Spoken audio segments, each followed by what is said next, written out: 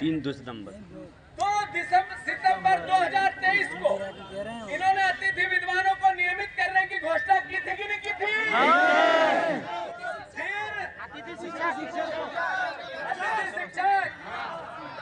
फिर मोहन यादव जो आज मुख्यमंत्री है विधायक का दक्षिण से, इन्होंने एक पत्र लिखा था कि अतिथि विद्वानों को, अतिथि शिक्षकों को नियमित करना चाहिए वर्ग 1, 2 और 3। सही है कि गलत? अभी कुछ दिन पहले इनके शिक्षा मंत्री ने कहा कि तुम अतिथि हो, मेहमान हो और कब्जा कर लोगे क्या? सही है। शिक्षकों का अपमान है या नहीं है? मैं नियमित सरकार ने जो वादे किए करना चाहिए, शिक्षकों से, अतिथि शिक्षकों से बातें करना चाहिए। प्रदेश में 25,000 स्कूल बिना शिक्षक और एक भी एडमिशन छात्र बगैर रह गए। ऐसी शिक्षा व्यवस्था है मध्य प्रदेश की। क्यों है ऐसा? इसलिए कि शिक्षकों की कमी है। सही है कि गलत? बात यह है, ये मुंह उधर करते हैं, इधर से आवाज इधर जाए।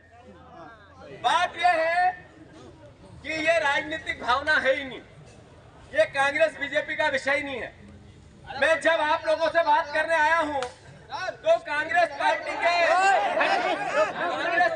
नेता के आया हूं। मैं जब आपसे बात करने आया हूं नीचे बैठ जाओ तो अतिथि नहीं है। आप लोगों की वेदना के साथ हम लोग हैं। कोई सरकार हो, सरकार प्रदेश की होती है। कोई सरकार हो, सरकार आम जनता की होती है।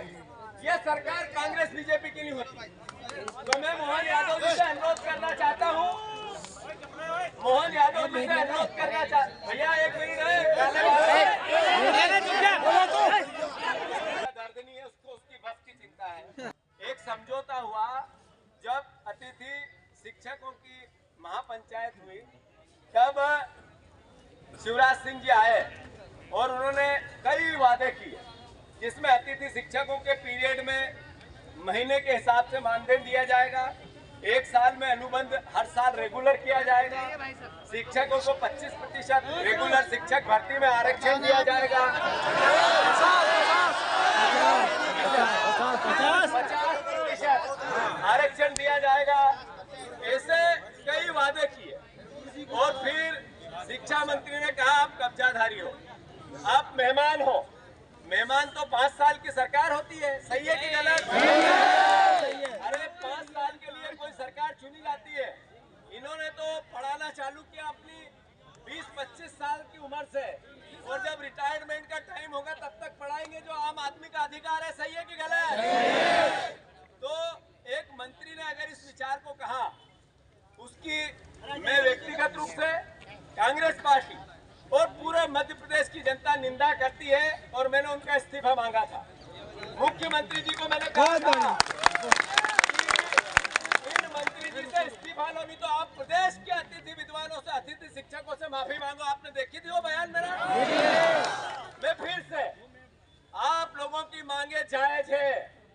आज गांधी जी का 2 तारीख अक्टूबर की ये यात्रा, जिसने पूरी दुनिया में अहिंसा का पाठ पढ़ाया, बड़े बड़े आंदोलन किए और इस देश को और दुनिया को दिशा दी, उस दिन का ये पवित्र दिन है। मैं अनुरोध करना चाहता हूं कि कांग्रेस पार्टी आपकी मांगों के साथ है।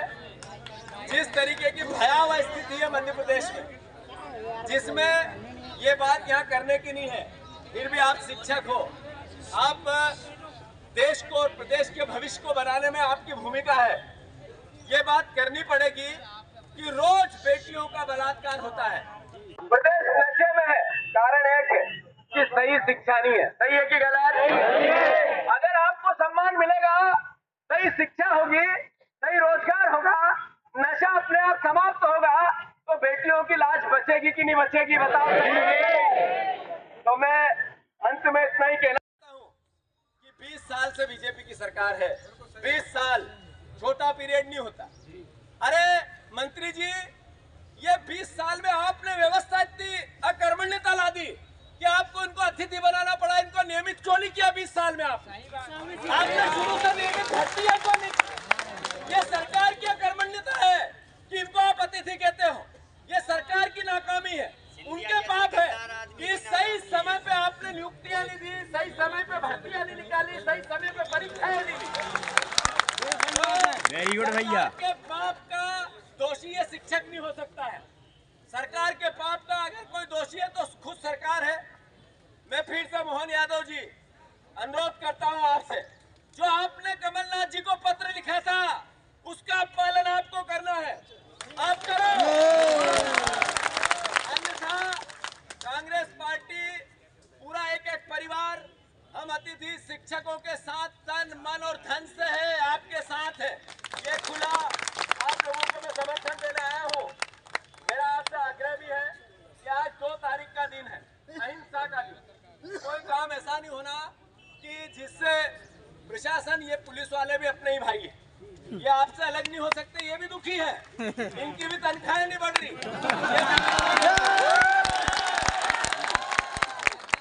ये पुलिस विभाग को लेकर एक धारणा है कि पुलिस विभाग रिश्वत बहुत लेता है, जगह जगह चौराहों पे लेता है, क्या नहीं है? जी।